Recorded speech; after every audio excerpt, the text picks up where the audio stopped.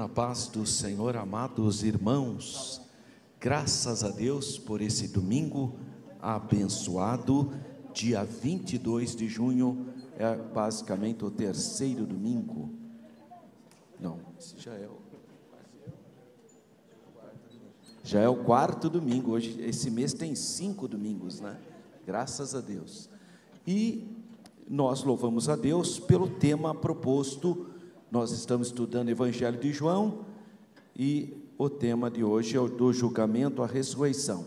Eu quero aqui enviar um abraço ao nosso pastor Paulo Freire, presidente aqui da nossa igreja, pastor aqui da nossa igreja, bem como a sua esposa, irmã Leia, a sua casa, a sua família, toda a diretoria da igreja. Nosso abraço a todos os superintendentes da Escola Bíblica Dominical, aqui na pessoa do pastor Nestor e da irmã Neide. Eu cumprimento todos os nossos superintendentes de EBD e na pessoa do pastor, professor Isaías Queiroz e sua esposa, eu cumprimento também todos os nossos professores de EBD, graças a Deus.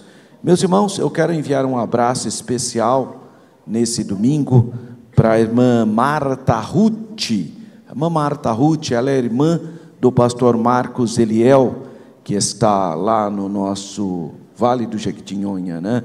Então, um abraço para a irmã Marta Ruth, ela é ali da nossa congregação de Vila Formosa, também irmã Maria Freitas, ambas congregam ali na nossa igreja na Vila Formosa.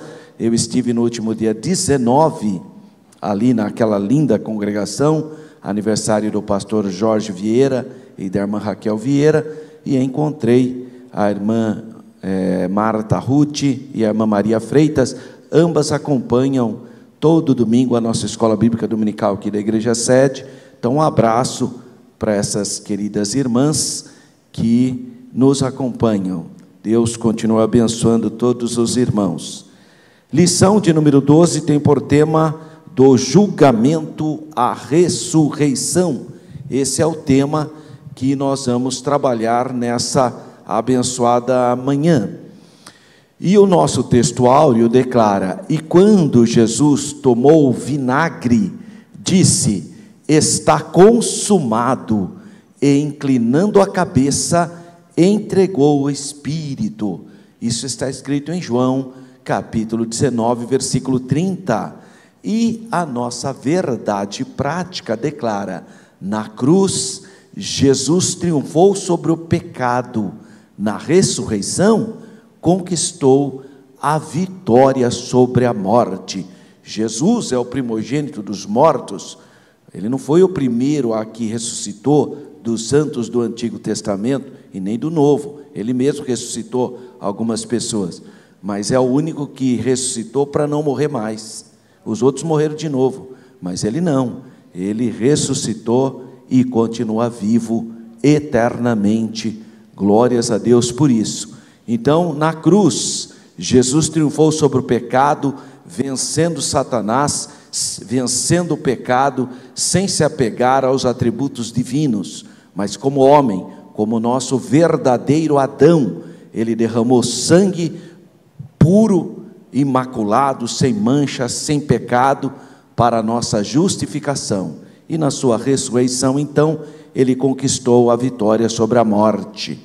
Vamos para a leitura bíblica em classe, que está no Evangelho de João, capítulo 19, versículos 18, 17, 18, 28 e 30, e depois no capítulo 20, versículos 6 até o 10. Eu convido os irmãos que estão presentes para reverentemente se colocarem de pé para a leitura desse texto bíblico, e você que está aí na sua casa, nos acompanha, ou me ajuda aqui na leitura, ou abra aí sua Bíblia, ou mesmo a sua lição bíblica, e vamos ler todos juntos, audivelmente, vamos ouvir o que nós estamos lendo.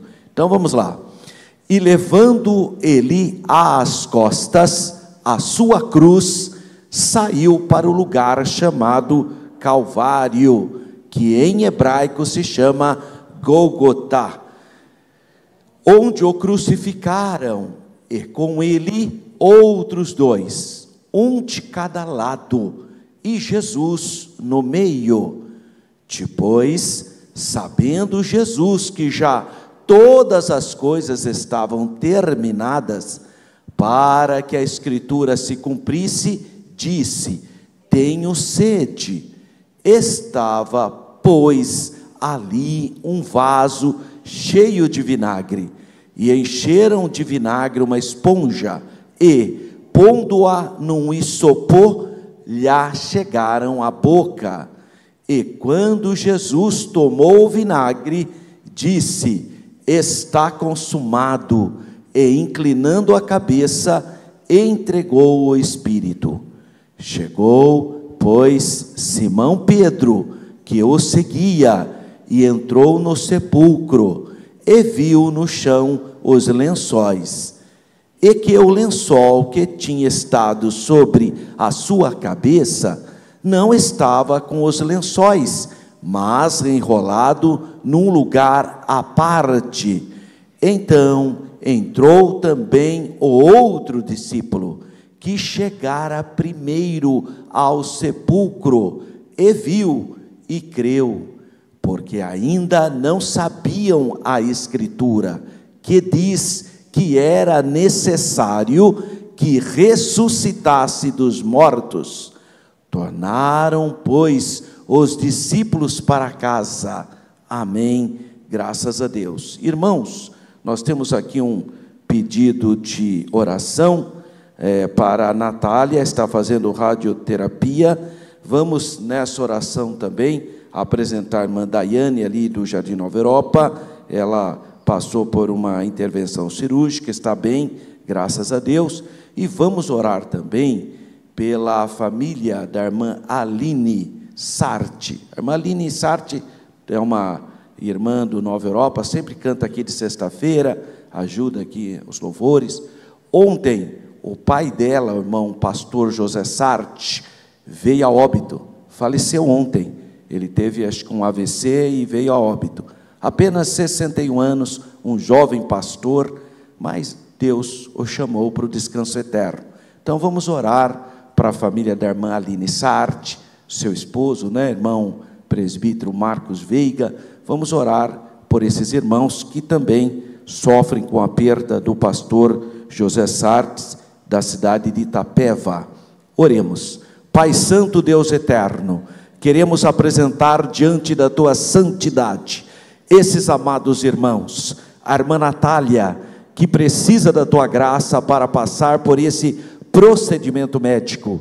Dê forças para a tua filha, dê graça, dê, Senhor, forças para suportar essas circunstâncias, dando ânimo, Senhor, e alegria do teu Espírito Santo.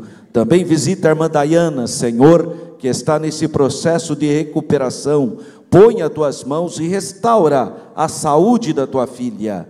Pai Santo, queremos apresentar a família Sarti, que sofrem esse momento de separação, de luto. Conforta, Senhor, toda a família do pastor José Sarti, que aprove o Senhor recolhê-lo ao descanso eterno. Conforta a irmã Aline, sua casa, suas irmãs, sua mãe, sua família. Que a tua boa mão, que o teu Espírito Santo Consolador possa passar o bálsamo da cura e da esperança que temos em ti. Pai, abençoa todos os irmãos e irmãs que nessa manhã se preparam para acolher a tua palavra. Que a tua palavra produza vida em nossos corações. Nós te pedimos com fé, com ações de graças, em nome do Senhor Jesus Cristo.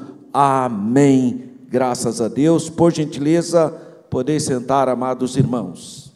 Meus irmãos, o tema dessa lição 12 fala sobre julgamento e ressurreição. Aliás, o pastor Nestor já, juntamente com a igreja, cantou o hino Que Farás de Jesus Cristo, em alusão ao tema dessa nossa aula. Graças a Deus. Vamos pensar um pouco então sobre o texto áureo, que diz: e quando Jesus tomou vinagre, disse: está consumado. Inclinando a cabeça, entregou o Espírito. João 19:30. Então, o contexto desse nosso texto áureo está no Evangelho de João, capítulo 19, especificamente entre os versículos 17 a 37, que fala a respeito da crucificação do Senhor Jesus. Não é só no Evangelho de João que está escrito, está no Evangelho de Mateus, no Evangelho de Marcos, no Evangelho de Lucas, que são os 3 evangelhos sinóticos, que têm a mesma visão, a mesma ótica. E depois no Evangelho de João, como é o que nós estamos estudando agora. Por que é importante esse registro da crucificação? E o registro da crucificação tem apontamentos bíblicos, mas tem também extra-bíblicos. Existem provas extra-bíblicas de que os cristãos são oriundos do fato do seu Messias ter sido crucificado. Então nós temos provas extra-bíblicas de historiadores da época. Por que eu estou dizendo isso? Porque a religião islâmica nega a crucificação, fala que nós estamos enganados sobre a crucificação. Só que o islamismo surgiu no século VII, já tinha passado 700 anos quando Maomé chegou a essa conclusão, porque ele bebeu de cristianismos marginais, de seitas gnósticas, que sempre negaram a crucificação. Isso no primeiro e segundo século, os gnósticos, não todos, mas algumas variantes, alguns diziam até que Jesus não tinha morrido na cruz, que ele tinha desmaiado. Então, na verdade, por isso que ele nem ressuscitou, não. É que ele desmaiou, tiraram ele pensando que ele tinha morrido. Isso é gnosticismo, irmão. Isso aí são doutrinas heréticas espúrias que tinham no início da fé cristã.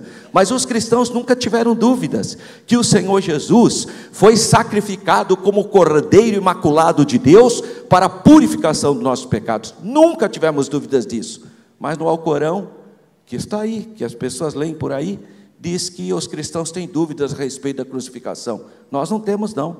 Nós não temos dúvida nenhuma. Nós cremos que Jesus foi crucificado sob Pôncio Pilatos, está no nosso credo, está na nossa declaração de fé, que é o credo dos apóstolos, né? Que ele foi crucificado, morreu, padeceu, foi crucificado, morreu, padeceu, foi sepultado e ao terceiro dia ressuscitou para a nossa justificação. Então não há dúvida no cristianismo dessa verdade absoluta da morte expiatória do Senhor Jesus, realizado na cruz do Calvário. E no Evangelho de João, capítulo 19, dos versículos 17 até o 37, fala sobre a crucificação do Senhor Jesus. E aí aparece a palavra que foi dita pelo Senhor Jesus, tetelestai, está consumado. Isso é muito importante, porque quando Jesus diz que está consumado, porque está completa a obra dele, porque a obra dele foi perfeita e completa, não precisa mais ninguém querer fazer alguma coisa para completar a obra do Senhor Jesus. A obra de Jesus está completa na cruz do Calvário. Não se repete mais, é uma única vez, um só sacrifício, o sangue da nova aliança que foi vertido por nós, e o próprio verbo de Deus declara que está consumado, está completado. Ele realizou a obra da redenção, louvado seja o nome do Senhor. As versões Almeida, revista e atualizada, e as versões Almeida, revista e corrigida, também trabalha da seguinte maneira: e quando Jesus tomou o vinagre, disse, está consumado, e inclinando a cabeça, entregou o Espírito, que é o texto áureo da nossa lição. Já a nova tradução da linguagem de hoje, trabalha com a seguinte expressão: quando ele tomou vinho, claro que é vinho azedo, vinagre, vinho azedo é o vinagre, tá? Então quando ele tomou vinho, disse, tudo está completado. Então baixou a cabeça e morreu. Porque morte, o que é morte? É a palavra grega thanatos, significa separou. Separou o quê? A parte imaterial da parte material. Isso que é morte. Quando alguém morre, houve a separação, o thanatos. Ou seja, a parte espiritual, alma e espírito separa do corpo. Então quem que fica dormindo? O corpo. Quem fica inconsciente? O corpo. Quem que decompõe? O corpo. alma e espírito estão conscientes diante de Deus, totalmente, porque todas as pessoas saberão porque foram salvas ou porque foram condenadas. Não haverá inconsciência da alma, porque aí é fácil, né? Quer dizer, a pessoa pronta, pois morre e fica inconsciente e não sabe de nada.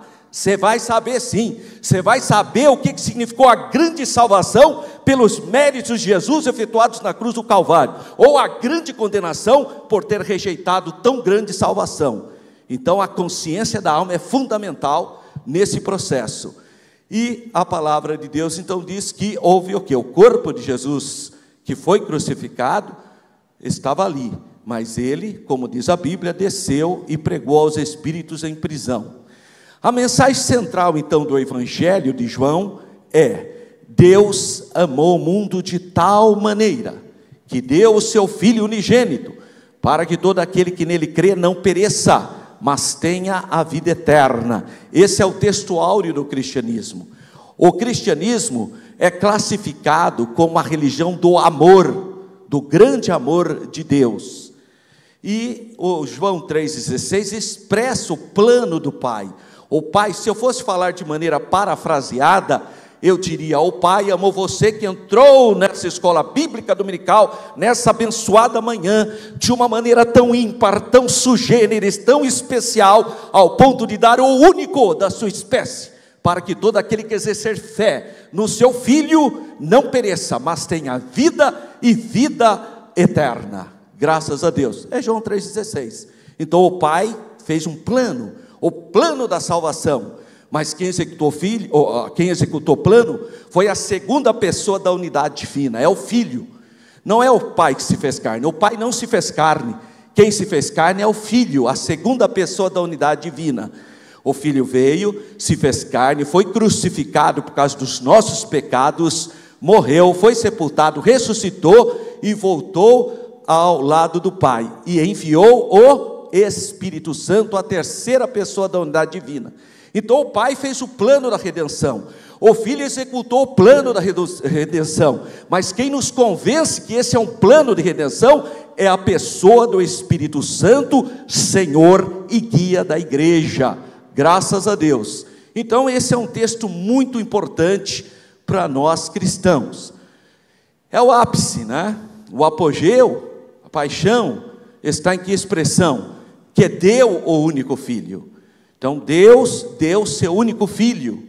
Aliás, outra diferença entre o cristianismo e o islamismo, de novo, porque a religião islâmica diz que Deus nunca gerou e nunca foi gerado. Mas a Bíblia, no Salmo 2, fala: tu és meu filho, hoje te gerei. Portanto, é uma outra coisa. A Bíblia fala assim, que Deus daria o seu filho para a humanidade, como Abraão deu o seu filho Isaque, né, quando Deus pediu. Então, deu o seu filho. Isso mostra o amor de Deus. Ele compartilha o único da sua espécie, o Filho unigênito. Filho tem a ver com a mesma natureza. Quando eu falo Filho de Deus, às vezes eu acho estranho os unitaristas. Os unitaristas são aqueles que acham que Jesus não tem a mesma natureza do Pai. Acha lá que Deus é o Jeová lá grandão e tem um Jesus Cristo que é a primeira criatura desse Jeová. Isso é absurdo, porque se Jesus é filho, tem a ver com a natureza. Jesus é o verdadeiro Filho de Deus. E como nós sabemos que Jesus tem a mesma natureza do Pai? João 3,16.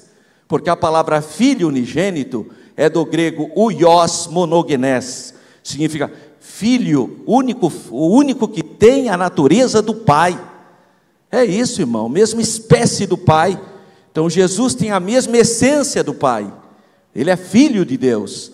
Então é o mesmo que tem a mesma. Aliás, a palavra monogenes vem de monos, e genes é gen, da onde vem o termo moderno genética. E o que é gen? Quem faz biologia sabe, é onde estão as características hereditárias do indivíduo. Porque a história da teoria da evolução já caiu há muito tempo. A partir do momento que cada um tem um código genético, não tem mais evolução. Pode haver alguma diferenciação, alguma evolução muito pequena, porque se você já tem o seu código genético definido, joga no lixo a teoria da evolução. Aliás, só não jogaram porque não tem outra. Então eles ficam com essa conversinha, o mundo. Mas não tem mais sentido. Depois do código genético, joga no lixo a teoria da evolução. Porque se todo mundo já tem o seu código genético, por que você precisa de evolução? Não tem o menor sentido mais. E é verdade, nós temos o nosso código genético. Em outras palavras, Jesus é o único que tem o DNA do Pai. É o gene monogenese, o único que tem a mesma natureza do Pai. É por isso que nós adoramos o Senhor Jesus. Jesus é a cabeça da nossa igreja, e nós somos cristocêntricos. A igreja está firmada na grande rocha, que é Cristo. A igreja clama só pelo nome de Jesus, porque Jesus falou que no nome dele expulsaria os demônios, falariam novas línguas, e se tivesse qualquer acidente ou situação adversa, seria no nome de Jesus que devíamos invocar. O nome de Jesus é o único nome que Deus deu para que nós, seres humanos, invocássemos para a salvação. Então, porque ele tem a mesma natureza do Pai. Então nós estamos falando da importância do Filho, no sentido de ter a mesma natureza do Pai. Deus entregou como sacrifício o seu próprio Filho, e nisso consiste o seu grande amor. E à medida que o dia do sacrifício do Senhor Jesus se aproximava, ele deixa claro aos seus discípulos que, naquele momento culminante do derramamento do amor de Deus no mundo, ele então ficaria sozinho. João 16:32, eis que chega a hora, e já se aproxima, em que vós sereis dispersos, cada um para a sua parte, e me deixareis só, mas não estou só, porque o Pai está comigo, graças a Deus.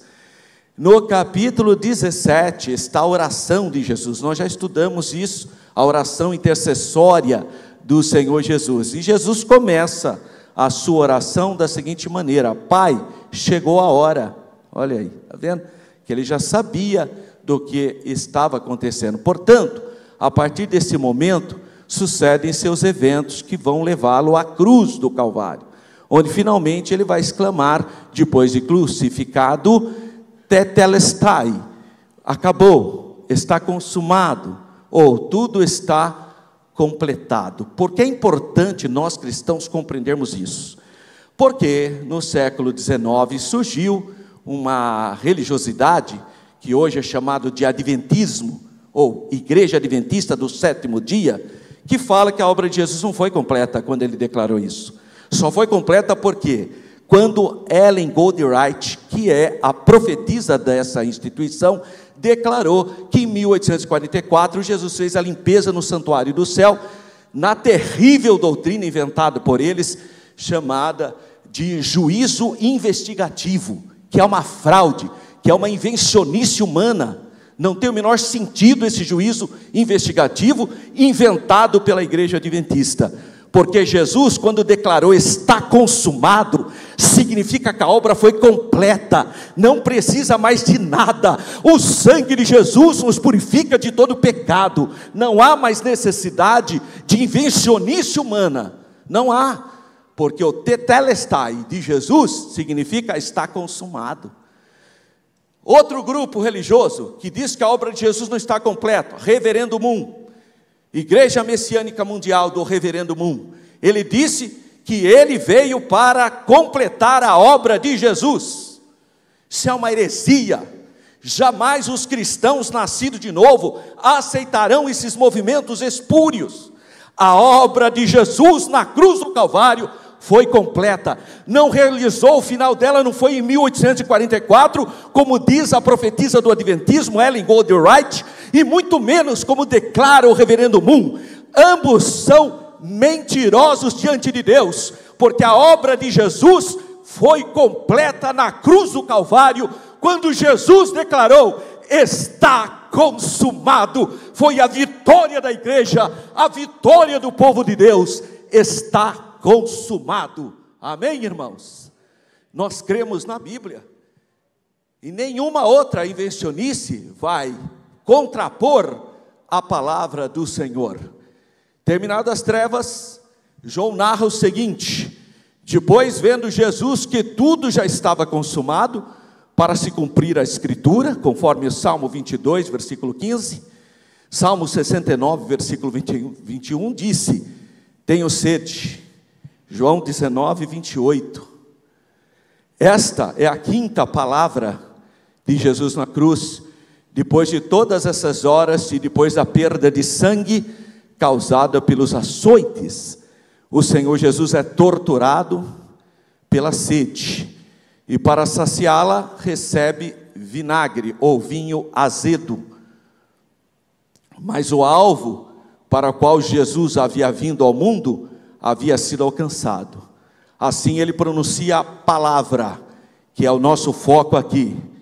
A sexta palavra, tetelestai, está consumado, tudo está terminado, acabou a obra da redenção. Portanto, tetelestai, está consumado, declara algo muito grandioso. O momento desse grito encerra algo para que toda a humanidade caminhava, desde o dia que o nosso pai Adão pecou, desde aquele momento que entrou o pecado.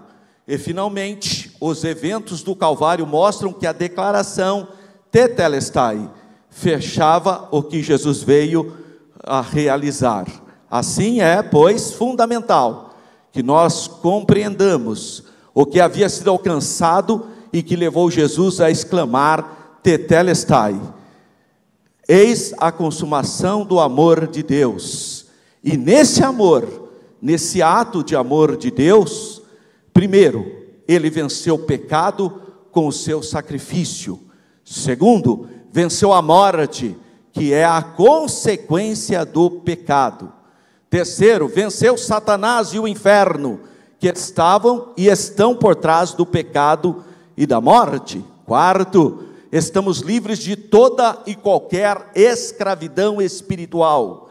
Quinto, buscaremos servir a Jesus diariamente com muita fé, com base aonde? No sacrifício expiatório de Jesus no Calvário. Nós só estamos de pé, nós só estamos aqui essa manhã porque Jesus te amou, porque Ele morreu por você, e você não é perfeito, você comete um monte de situações e de fraquezas e fragilidades da nossa natureza humana.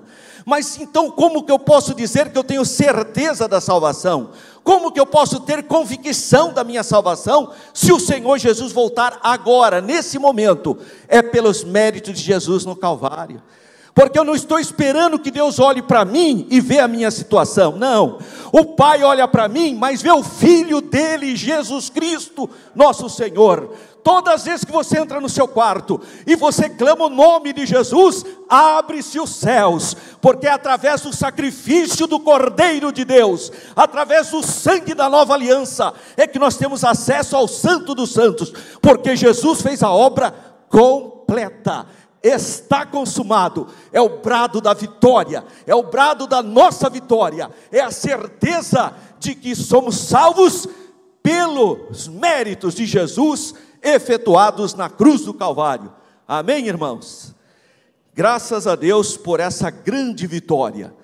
Então, nessa lição, nós vamos abordar a prisão, a condenação, a crucificação, a morte, o sepultamento e a ressurreição de Jesus.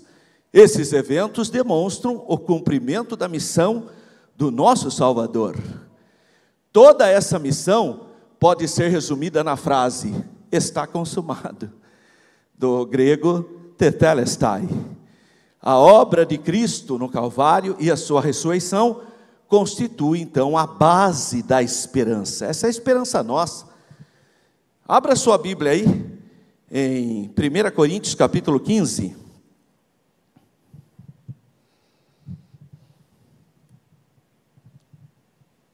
Abre sua Bíblia, 1 Coríntios capítulo 15.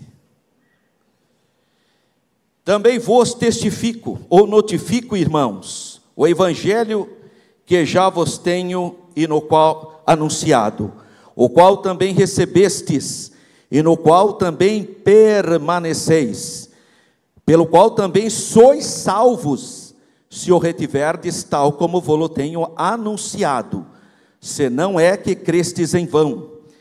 Porque primeiramente vos entreguei o que também recebi, que Cristo morreu por nossos pecados, segundo as Escrituras, e que foi sepultado, e que ressuscitou ao terceiro dia, segundo as Escrituras, e que foi visto por Cefas, e depois pelos 12, depois foi visto uma vez por mais de 500 irmãos, dos quais vive ainda a maior parte, mas alguns já dormem também.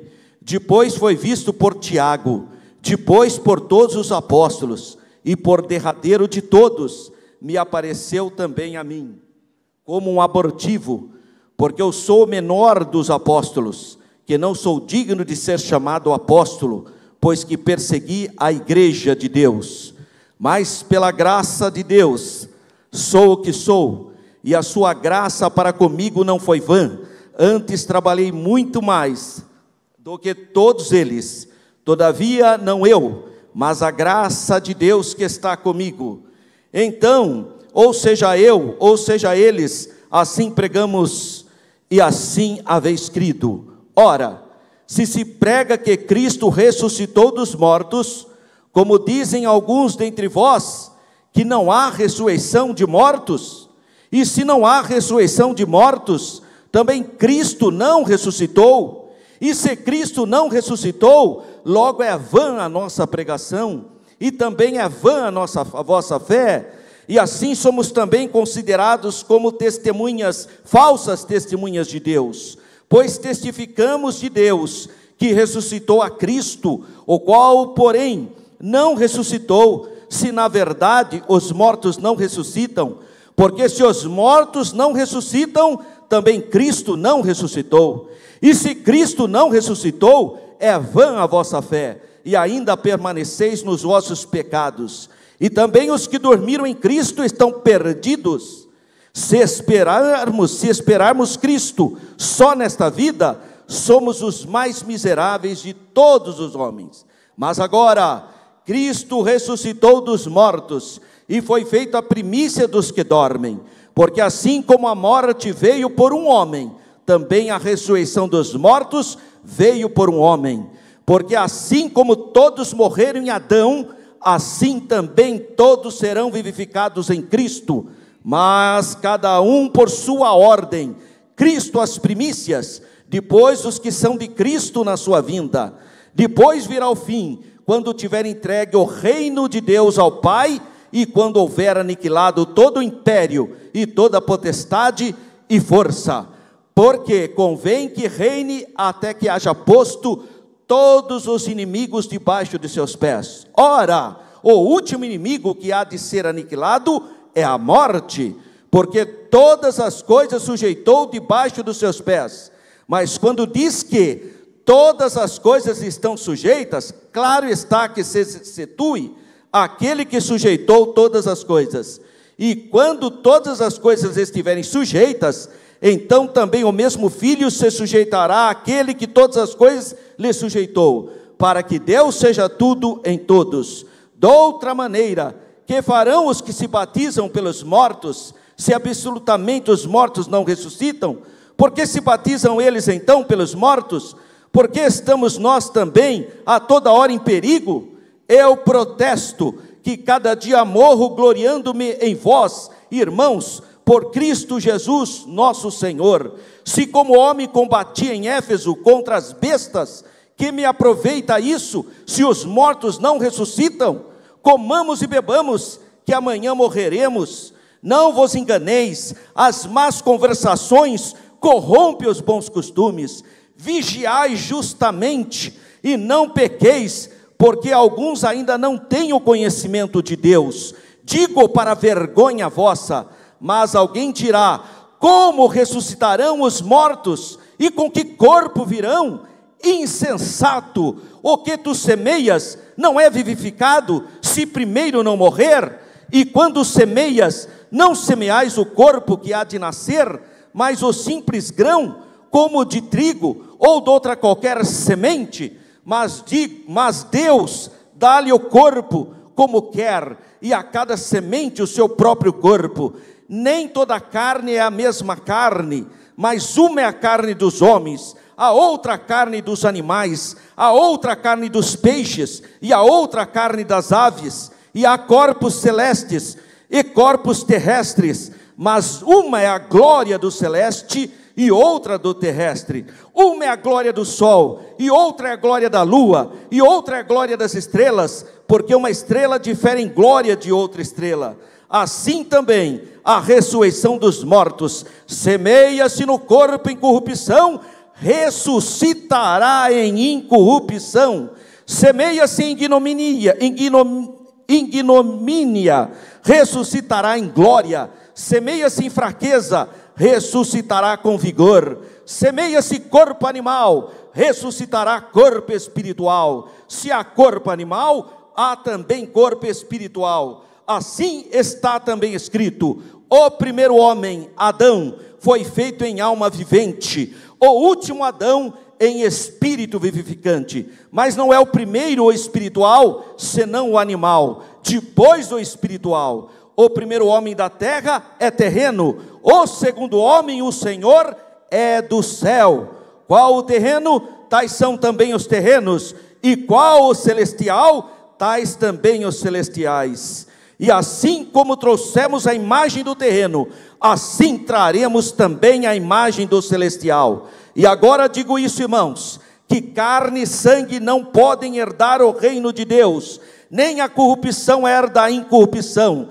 Eis aqui vos digo um mistério: na verdade, nem todos dormiremos, mas todos seremos transformados, num momento, num abrir e fechar de olhos, ante a última trombeta, porque a trombeta soará, e os mortos ressuscitarão incorruptíveis, e nós seremos transformados, porque convém que isto que é corruptível se revista da incorruptibilidade, e que isto que é mortal se revista da imortalidade. E quando isto que é corruptível se revestir da incorruptibilidade, e isto que é mortal se revestir da imortalidade, então cumprir-se-á a palavra que está escrita: tragada foi a morte na vitória.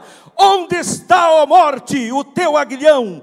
Onde está o inferno, a tua vitória? Ora, o aguilhão da morte é o pecado, e a força do pecado é a lei. Mas graças a Deus que nos dá a vitória por nosso Senhor Jesus Cristo. Portanto, meus irmãos, sede firmes e constantes, sempre abundantes na obra do Senhor, sabendo que o vosso trabalho não é vão no Senhor. Amém, irmãos? Palavra pura de Deus, que deve despertar em nós fé, alegria, gozo, regozijo. Palavra de Deus. Então a obra de Cristo no Calvário e a sua ressurreição constituem base da nossa esperança cristã. Qual é o tema dessa lição? Ressurreição. Por isso que eu fiz questão de ler o capítulo 15 de 1 Coríntios. Primeiro tópico da nossa lição: a prisão e a condenação de Jesus. 1.1, a prisão. No capítulo 17 e 18 do Evangelho de João, após ter proferido então o último discurso aos discípulos, e os ter preparado para a traição de Judas Iscariotes. Iscariotes é a aldeia da onde Judas veio. O nome dele em hebraico é Judá, que veio, traduziu por Judas. Judá da aldeia de Iscariotes, não é sobrenome do Judas. Também não é sobrenome de José de Arimateia, não é sobrenome. Arimateia é sobrenome no Brasil, mas ali é Iosefe da aldeia de Arimateia. Também não é sobrenome de Maria Madalena, não. É Maria de Magdala, da aldeia de Magdala. Então cuidado, porque tem irmão que pensa que é sobrenome da Maria, a Maria Madalena. Também não é sobrenome de João Batista, é João o Batizador. É no Brasil que ficou Batista como sobrenome, mas não, na Bíblia não tem nada de sobrenome, tá? É João, aquele que batizava, Maria de Magdala, José da aldeia de Arimateia e Judas da aldeia de Iscariotes, tá? Não são sobrenomes. Muito bem. Então, Jesus, sabendo que Judas Iscariotes tinha já saído para traí-lo, então o que é que Jesus fez? Jesus está no Monte Sião, onde fica o cenáculo, em Jerusalém. Então ele está lá no Monte Sião, ele vai sair do Monte Sião, vai passar pelo Vale do Cedron e vir para o Jardim das Oliveiras. Esse é o caminho de Jesus. Ele sai do Monte Sião, desce pelo Vale de Cedron e sobe no Monte das Oliveiras, no Jardim do Getsemane. Esse jardim era também conhecido como Monte das Oliveiras. Por quê? Porque tinha plantação de oliveiras lá, de pé de azeitonas. Por quê? Porque é do azeite que mantinha a iluminação da luz no templo e na cidade de Jerusalém. Então, por isso que tem ali a plantação de azeitonas. Então, o monte ficou apelidado de Har Zeitim, que é a montanha de azeitonas, que para nós foi traduzido então por Monte das Oliveiras. Naquela madrugada, o ambiente nesse local parecia carregado de tristeza e angústia. Os soldados romanos e os membros da guarda do sumo sacerdote foram guiados por Judas Iscariotes até o local onde o Senhor Jesus se encontrava com os seus discípulos, tendo concordado com a traição em troca de 30 moedas de prata. O traidor identificou Jesus com um beijo traiçoeiro. Então, os gnósticos não conseguiram admitir isso. Como assim? Como que Deus vai ser traído? Irmão, Jesus sabia que ia ser traído. O problema dessa gente é que eles olham Jesus como um ser humano normal. Coitado, ele foi traído, ele é um mártir. Jesus não é mártir, Jesus não foi enganado. Lê Isaías, leu a profecia de Isaías, capítulo 53, o servo sofredor, ele entregou a vida por nós. Não pense que ele foi, coitado de Jesus, irmão, foi traído por... Ele já sabia. Se ele quisesse, ele chamava um exército angelical, mas ele não se apegou aos atributos divinos. Ele sabia qual era o propósito da sua morte expiatória. Então, naquele momento, ao invés de Jesus deixar tudo, ele pensou em mim e em você. Ele viu que nós não teríamos a menor chance se não fosse a morte dele expiatória. Então, Jesus não foi como muita gente, coitado de Jesus, irmão. Nossa, você viu, ele foi enganado. Mas ele já sabia, não tem engano. Nós que temos esse problema de engano, fui traído. Jesus já sabia. Então, o traidor, indicando os soldados romanos, quem ele era, Jesus, os soldados levaram Jesus preso para o Monte Sião de novo, onde ficava a casa do sumo sacerdote Anás e Caifás, dividiam o sacerdócio naquele momento. Então, meus irmãos, algo importante que eu tenho que entender aqui, é que as seitas religiosas têm dificuldade em entender que Jesus deu a vida dele por nós. Então, ficam inventando coisas. Os gnósticos inventaram que a hora que Judas chegou para prender Jesus, o rosto de Judas foi para o rosto de Jesus, e o rosto de Jesus transfigurou para o rosto de Judas. E na verdade eles crucificaram Judas, ao invés de crucificar Jesus. Gnosticismo. Os gnósticos ensinavam isso. Veja que loucura. Tudo para negar a morte expiatória de Jesus. Então os gnósticos diziam, alguns gnósticos, porque tem 4 tipos de gnosticismo: o gnosticismo sírio, o gnosticismo egípcio, o gnosticismo judaico e o gnosticismo pôntico. Então tem vários gnosticismos, mas um deles dizia, não, sabe o que aconteceu? A hora que Judas chegou para prender Jesus, Jesus transfigurou o rosto dele em Judas, e Judas em Jesus. Aí os soldados prenderam Judas em vez de Jesus. Que confusão é essa? Até parece que Jesus não sabia do que estava acontecendo. Isso aí é gnosticismo, irmão. Isso não tem nada a ver com a Bíblia, com os evangelhos.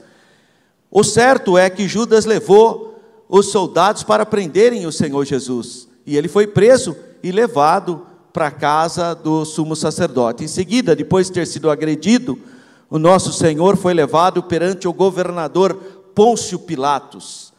Pôncio Pilatos está imortalizado não só nos evangelhos, mas uma placa que acharam lá na cidade de Cesareia. Eu vi essa placa, a original está no Museu de Israel em Jerusalém, no Museu do Livro, ali naquela região do Museu de Israel, onde fica do lado ali do Museu do Livro, tem a placa original que acharam na cidade de Cesareia. Cesareia é a cidade que o rei Herodes construiu como um grande porto artificial e que mais tarde virou a sede de Roma na Judéia, Cesareia do Mar ou Cesareia Marítima. Lá tem um pequeno molde, né, da placa original, está lá em Cesareia, está lá escrito: Pôncio Pilatos, prefeitum da Judéia. Isso é uma prova extrabíblica, nem precisava disso, mas tem, que o Pôncio Pilatos é um indivíduo histórico que existiu naquele momento e governou a Judéia na época do Senhor Jesus. Segunda coisa que eu preciso entender: por que o sacerdote encaminhou para Pôncio Pilatos, o governador romano, que naquele momento estava em Jerusalém? E por que ele estava em Jerusalém? Aliás, toda grande festa, o governador com os seus soldados iam para Jerusalém e ficavam na fortaleza Antônia. Por quê? Porque eles tinham medo de uma rebelião judaica, porque na Páscoa, nas festas dos tabernáculos e nas outras festividades, sempre havia um risco de rebelião judaica, porque depende de historiador, alguns acham que 25 mil estrangeiros, ou 150 mil estrangeiros, invadiam Jerusalém naquele momento das festas, e eles tinham medo de ocorrer qualquer tipo de rebelião, porque em Jerusalém sempre teve uma doença chamada Síndrome de Jerusalém. A pessoa fica doida, entra em Jerusalém, fica meio doida, pensa que é o rei Davi, outro pensa que é Moisés, outro pensa que é um Messias, e vivia tendo rebelião na Judéia. Então, ali na fortaleza Antônia, o governador, o representante de Roma, ficava instalado para evitar qualquer tipo de rebelião. E por que o sacerdote enviou para eles? Porque, de acordo com a lei judaica, eles não podiam condenar um homem à morte.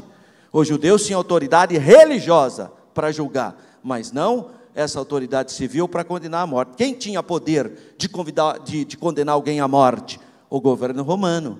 Por isso que o sacerdote julgou ele, condenou como blasfemador, porque diz: sendo homem, se faz a Deus a ti mesmo, e também por ter declarado que era filho de Deus. Os judeus entenderam que ele estava falando que era a mesma natureza do Pai.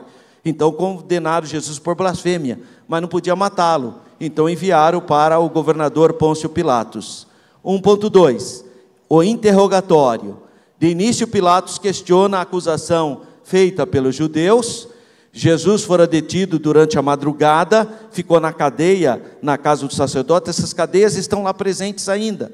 Lá no Monte Sião tem uma igreja, a Custódia da Terra Santa, que é um organismo católico, construiu uma igreja linda, onde era a casa do sacerdote Caifás e Anás, e uma igreja que chama a Igreja do Canto do Galo, é o nome da igreja, a Igreja Cantigalo, né, o Canto do Galo, porque segundo a tradição foi ali que Pedro negou Jesus, que estava no pátio da casa do sacerdote. Embaixo dessa construção, você pode descer ainda hoje em Israel, e provavelmente uma daquelas prisões é onde Jesus esteve durante toda a madrugada, até a manhãzinha. Ao amanhecer, depois de ter passado pela casa de Caifás, o sumo sacerdote, os judeus o enviaram ao governador Pilatos, conforme a lei romana. Por sua vez, Pilatos, na tentativa de aliviar a pressão política dos judeus, cedeu à hostilidade deles e decidiu colocar Jesus ao lado de Barrabás. Barrabás era um líder político rebelde e colocou Jesus e ele lá, um do lado do outro. O ódio religioso do povo era tão grande que eles não conseguiram ver nada que pudesse impedir a condenação do Senhor Jesus. E 1.3, a condenação. Pilatos mandou que Jesus fosse açoitado e posteriormente os soldados romanos para humilhá-lo, ainda mais colocaram aquela coroa na cabeça de Jesus, zombando que ele era o rei dos judeus. Isso provocou ferimento, fazendo o sangue escorrer pelo rosto dele. Essa era uma maneira de escarnecer da sua realeza, porque ele disse que era o rei dos judeus, né? Quando Pilatos perguntou: você é o rei dos judeus? Ele falou: eu sou, né?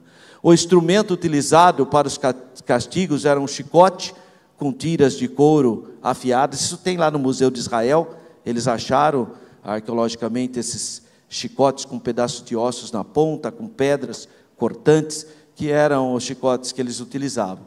Jesus foi ferido e teve sua carne dilacerada pelos golpes. É isso que diz João 19, 1 e 2.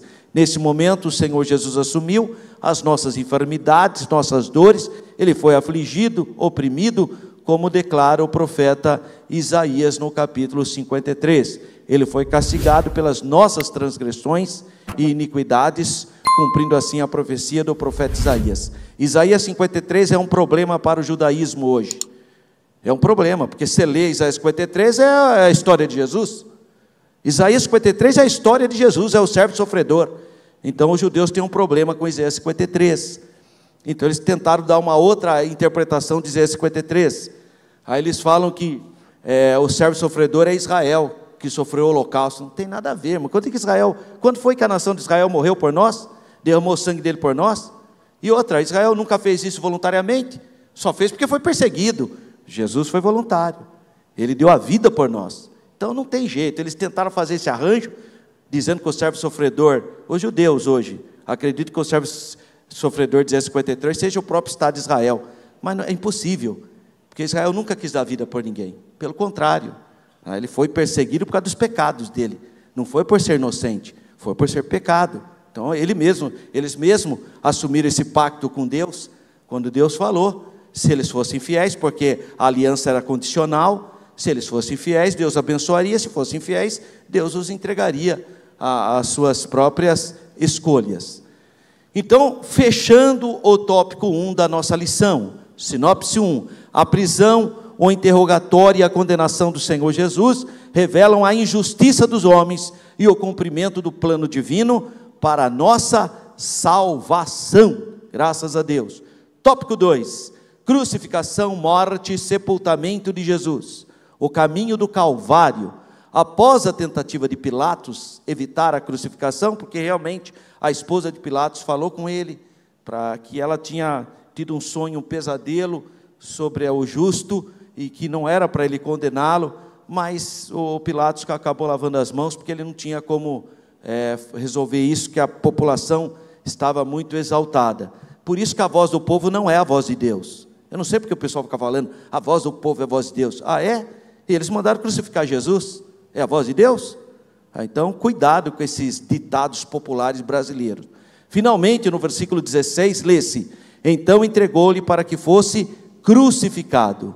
Sob os açoites dos soldados, Jesus carregava sua cruz até chegar ao Gólgota, lugar da caveira, devido à forma que o monte representava.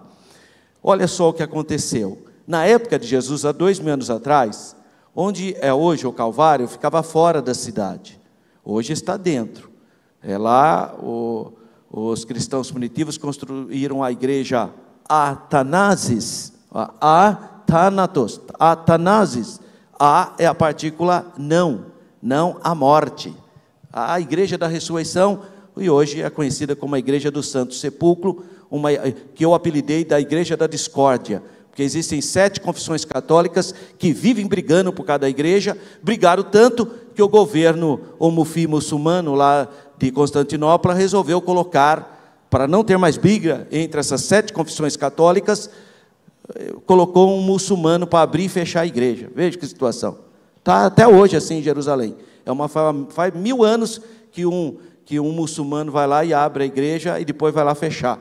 Porque os padres das muitas confissões católicas não se entendem.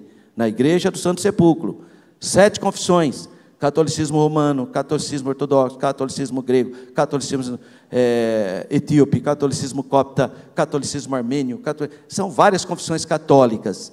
E eles vivem brigando, vive e mexe, eles têm briga lá. Então cada um tem a sua capelinha dentro da catedral. É possível que lá tenha sido mesmo o local da caveira. O que aconteceu então, que nós temos o Jardim do Túmulo, onde a gente sempre vai e celebra a Santa Ceia, que é fora da cidade, fora da porta de Damasco.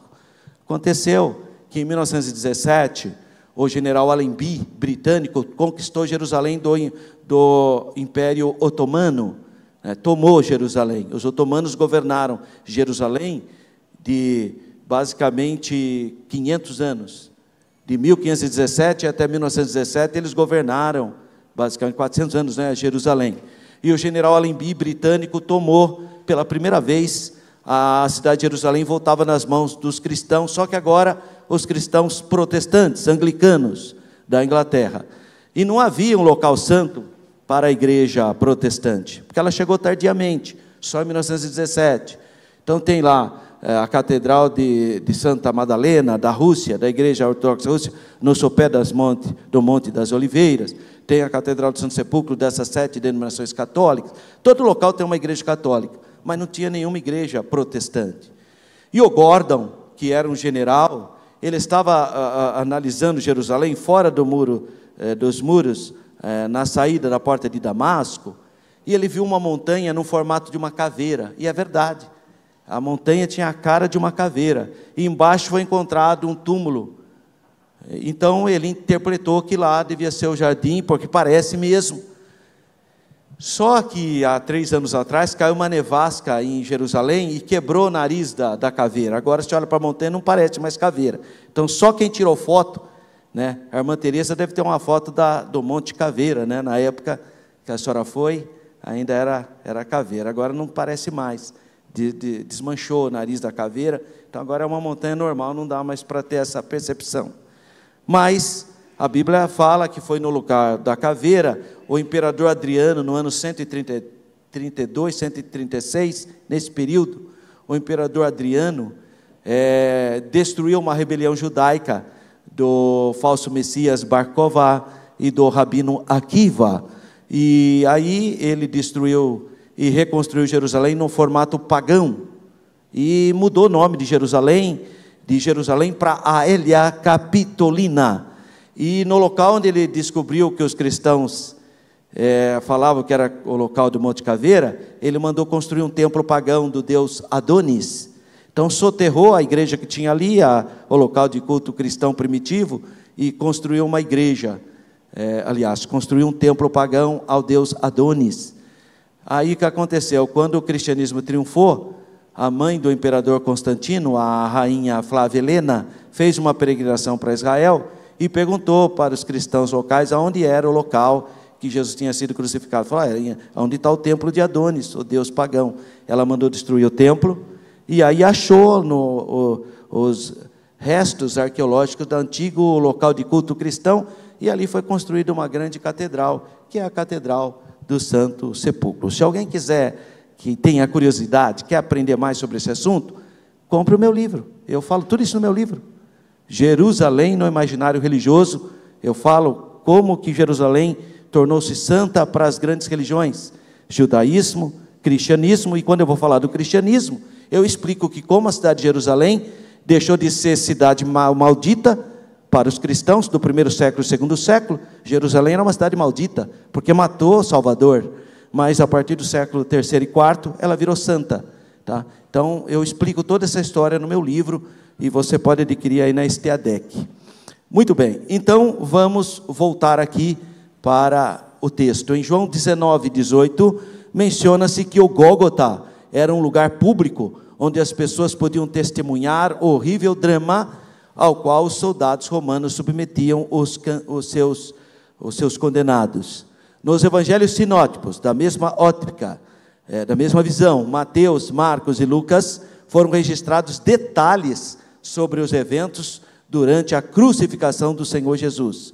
Ao lado do Senhor Jesus, à sua esquerda e à sua direita, estavam 2 outros acusados como criminosos. Isso está no evangelho de Lucas 23, sendo que Lucas narra o arrependimento de um deles, enquanto o outro zombava de Jesus. Isso tem sido o comportamento dos homens, ou se arrepende, ou tem remorso, ou zomba. É uma dessas situações. Um dos condenados pediram misericórdia, se arrependeram. O outro não se arrependeu. Pedro negou Jesus, mas se arrependeu. Judas traiu Jesus e teve remorso, não se arrependeu. Cuidado, remorso é uma coisa, arrependimento é outra. A Bíblia fala de arrependimento, não de remorso. Se Judas se arrependesse, ele também teria perdão, porque Jesus perdoa, irmão, mas ele teve remorso, por isso que ele se enforcou. É curioso notar, porque quem se arrepende não se enforca, né? É curioso notar que o profeta Isaías também mencionou isso anteriormente, no capítulo 53, versículo 12, afirmando que ele foi contado com os transgressores. Profecia bíblica. 2.2, a missão foi encerrada. Como homem, Jesus experimentou a sede, que foi a sua última necessidade humana antes de morrer na cruz. A sua sede física foi momentânea e aliviada por uma esponja. O que o soldado fez? Ele pegou um isopor. Isopor é um mato, um matinho, um arbusto muito comum em Israel. E o isopo, o sacerdote pegava esse matinho, que parece uma esponja, né, cheio de galinhos, e molhava na bacia do sangue e espargia sobre as pessoas. É com isopor. Por isso que Davi, no Salmo 51, ele fala: purifica-me como isopor e estarei purificado. Certamente ele lembrou do ato sacerdotal, quando o sacerdote pegava esse arbusto ou isopor e mergulhava no sangue. Por isso ficarei purificado. O soldado mergulhou isopor na ponta de uma lança em vinho azedo, vinagre, e pôs na boca de Jesus, oferecido pelos soldados romanos. Ao pedir água para saciar sua sede, nosso Senhor tinha plena consciência de que a Escritura estava se cumprindo e com aquele momento final, como o homem se aproximava. Assim, ciente de sua missão na terra, que estava completa, não hesitou em proclamar a vitória do plano divino ao afirmar: está consumado. Graças a Deus. Está consumado, tetelestai, a obra da redenção do Senhor Jesus foi concluída na cruz. Não tem mais necessidade de mais nada, não inventa, irmão. Jesus terminou a obra dele na cruz do Calvário. Tem grupos religiosos que querem recriar a morte de Jesus. Não, irmão, a morte de Jesus foi plena, foi completa, não precisa de mais nada. Seu grito não era de derrota, mas sim uma declaração realizada de uma tarefa confiada pelo Pai. E finalmente, então, o sepultamento. 2.3, no versículo 38, aparece um homem que admirava o Senhor Jesus, chamado de Iosef, José de Arimateia, da aldeia de Arimateia. Uns dizem que ele era senador, outros dizem que ele pertencia ao Sinédrio. Não importa, a Bíblia diz que ele era um homem importante, um homem abastado, um homem rico, tanto em Marcos 15:43, como Mateus 27:57. Tem muita gente que fala mal de política, né? Mas foi um político que pediu o corpo de Jesus. Interessante, né? Por quê? Porque é eles que têm acesso ao poder. Por que não foi Pedro pedir? Porque não tinha nenhuma chance. Foi quem tinha acesso ao poder. Por isso, e foi mesmo. E o Pilatos atendeu ele, porque ele era um político importante. Devido ao temor que tinha dos judeus, o José de Arimateia mantinha-se afastado dos discípulos, mas conseguiu vencer esse medo ao reunir coragem para se dirigir a Pilatos e solicitar o corpo do Senhor Jesus para o sepultamento. A informação contida no texto sugere que o túmulo onde Jesus foi sepultado não ficava muito longe do Monte Calvário. É verdade, ficava ali perto. Então, o resuminho do tópico 2. O caminho do Calvário, o desfecho da missão de Jesus e o seu sepultamento ilustram o sacrifício redentor e o cumprimento das Sagradas Escrituras. Último tópico, 3, a ressurreição de Jesus. 3.1, o túmulo vazio. Bom, olha só, Jesus ressuscitou no domingo, irmão. Tem gente que só fala de sábado, né? Mas Jesus ressuscitou no primeiro dia da semana. Por que ele não ressuscitou no sábado? Já que o sábado é tão importante para essa gente. Não, ele ressuscitou no primeiro dia da semana, no domingo. Ocorreu um terremoto, as placas tectônicas daquela região se abalaram e um anjo de Deus deslocou a pedra, sentando-se sobre ela. Foi nesse instante que o Senhor Jesus ressuscitou do lugar onde seu corpo encontrava.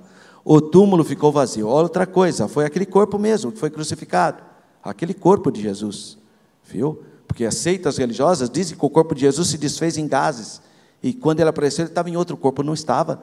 Jesus falou: eu destruo esse templo em 3 dias e levanto. Ele se referia ao corpo dele. Então a ressurreição de Jesus foi corporal, é aquele corpo. Ele mostrou: sou eu mesmo, não sou um fantasma não, toca aqui, Tomé, pode tocar, sou eu mesmo. Então Jesus ressuscitou no seu corpo. O túmulo ficou vazio, servindo como uma evidência clara da ressurreição de Jesus dentre os mortos. No Evangelho de João é relatado que, após o sábado judaico, o Sabat, Maria de Magdala dirigiu-se ao sepulcro, acompanhada por Maria, mãe de Tiago, e Salomé, com a intenção de ungir o corpo de Jesus, que era comum aquela prática. Ao chegarem lá, a pedra já tinha sido retirada, e ao entrarem no sepulcro escavado na rocha, não encontraram o corpo do Senhor. O túmulo estava vazio. 3.2. A ressurreição com base na fé cristã. Em sua abordagem sobre a importância da ressurreição, o apóstolo Paulo dirigiu-se aos coríntios, afirmando que Cristo ressuscitou dos mortos. É o capítulo 15 que nós lemos. Paulo declara que se essa afirmação não fosse verdadeira, a nossa fé e a nossa mensagem seriam inúteis, inócuas. Que lá, 1 Coríntios 15. Em 1 Coríntios 15, não sei se você percebeu, Paulo começa a falar todos os acontecimentos na vida de Jesus ocorreu segundo a Bíblia. E depois ele vai citando as testemunhas oculares. E depois ele vai fazer o questionamento. Fala sobre os pagãos que batizavam gente que tinha morrido. Os pagãos que faziam isso. A lavagem dos corpos, batizavam defuntos. Fala, então por que os pagãos ficam batizando defuntos se eles não creem na ressurreição? Então não tem sentido.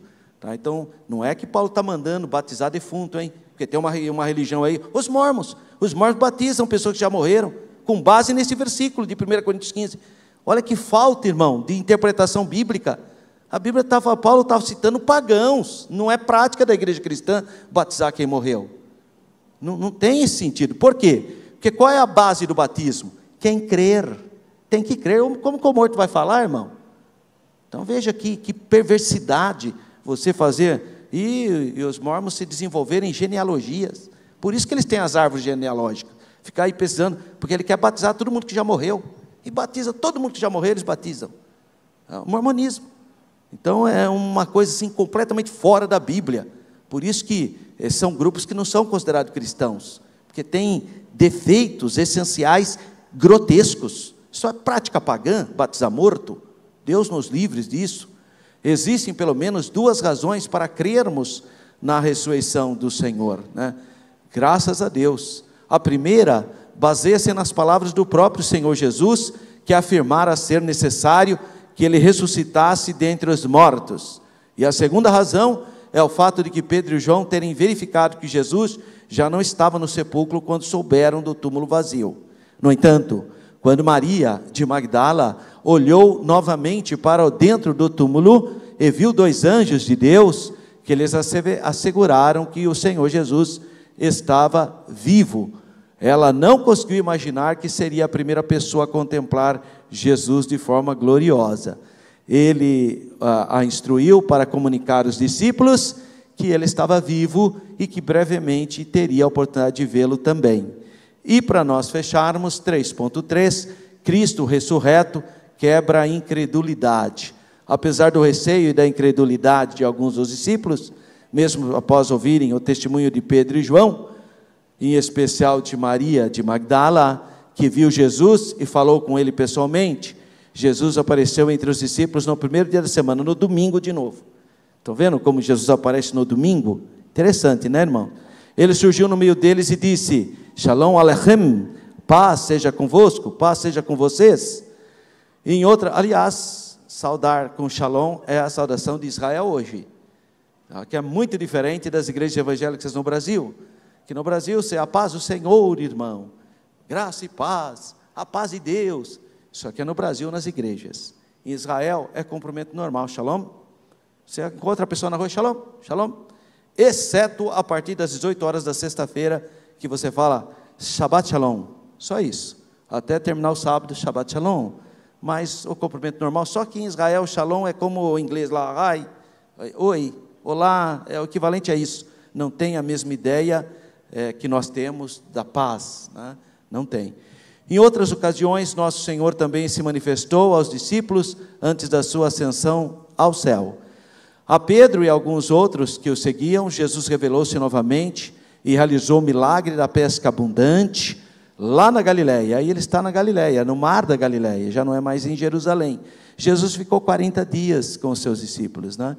Seria impossível, depois da ressurreição, seria impossível permanecer incrédulo depois de testemunhar o Cristo que venceu a morte. Resumo do tópico 3, a ressurreição de Jesus, evidenciada pelo túmulo vazio, é a base da fé cristã e transforma a incredulidade em convicção. E jamais esses discípulos teriam o ímpeto de fé que tiveram depois da ressurreição. O que motivou eles saírem pregando é porque eles viram Jesus ressuscitado. Porque eles estavam com medo, estavam tudo lá escondidinho. Mas depois que Jesus apareceu e falou com eles, eles mudaram e saíram pregando que Jesus ressuscitou dos mortos. Considerações finais. A ressurreição do Senhor Jesus é o evento mais significativo do Novo Testamento e esse acontecimento concretiza a nossa esperança na ressurreição do corpo, tal como está expresso no Credo Apostólico, um importante documento da tradição cristã do primeiro ou segundo século. Creio na ressurreição da carne. Assim, à luz desse fato, somos encorajados a manter a nossa fé, pois depositamos a nossa esperança naquele que triunfou sobre a morte de forma definitiva. Jesus ressuscitou. Essa é a promessa para mim e para você, seremos ressuscitados também. Jesus ressuscitou com o corpo transformado, o corpo ressurreto de Jesus, que é algo extraordinário, e é isso que Jesus vai fazer com o nosso corpo, vai transformar em um corpo semelhante ao dele, como Paulo ensina em Filipenses capítulo 3, e eu quero encerrar com esse versículo, Filipenses capítulo 3, versículo de número 20 e 21, mas a nossa cidade está nos céus, donde também esperamos o Salvador, o Senhor Jesus Cristo, que transformará o nosso corpo abatido para ser conforme o seu corpo glorioso, segundo o seu eficaz poder de sujeitar também a si todas as coisas. Amém, graças a Deus. Próxima lição, encerramento do trimestre, lição de número 13, a renovação da esperança, que vai dar uma ênfase muito grande na questão do primeiro dia da semana, né? Que aí ele vai falar do 8º dia. Nossa viagem para Israel continua em pé, porque eu estou crendo que até novembro as coisas já resolveram. Depois de ontem, eu acho que tudo está resolvido, né? Porque ontem os Estados Unidos destruíram as 3 usinas atômicas do Irã, nucleares. Então eu imagino que até novembro as coisas já estejam tudo em paz, e se Deus quiser nós estaremos lá em Israel. Sim, os livros são esses, estão disponíveis na Steadec, são 3 livros, o que eu citei hoje é o do meio, Jerusalém no imaginário religioso. Foi muito bom estar com os irmãos, que Deus continue abençoando. Nossas aulas estão disponíveis no YouTube, se você tiver interesse, vai lá, pega a aula, assista novamente, disponibilize para as pessoas que precisam, pessoas que não podem vir na escola bíblica dominical, está tudo disponível para vocês. Que Deus abençoe, tenham todos uma semana de paz, de saúde e vitória, no nome do Senhor Jesus, amém.